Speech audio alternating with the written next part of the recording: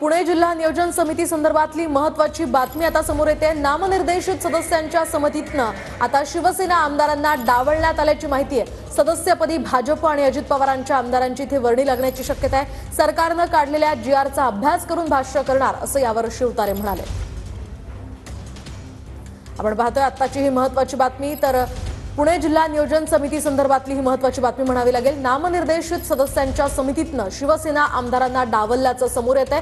सदस्यपदी भाजप आणि अजित पवारांच्या आमदारांची वर्णी लागल्यामुळे आता सरकारनं काढलेल्या जीआरचा अभ्यास करूनच यावर भाष्य करणार असल्याचं शिवतारे इथे म्हणाले।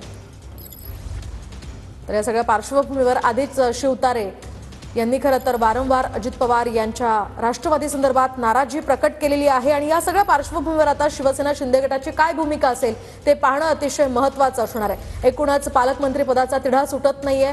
रायगड आणि नाशिक या संदर्भात चर्चा सुरू आहे, तर दुसरीकडे आता पुणे जिल्हा नियोजन समिती संदर्भातली ही महत्त्वाची बातमी आहे। नामनिर्देशित सदस्यांच्या समितीतनं शिवसेना आमदारांना डावलल्याचं समोर येतंय। या सगळ्या पार्श्वभूमीवर आता यावर अभ्यास करून बोलेन असं शिवतारे म्हणाले।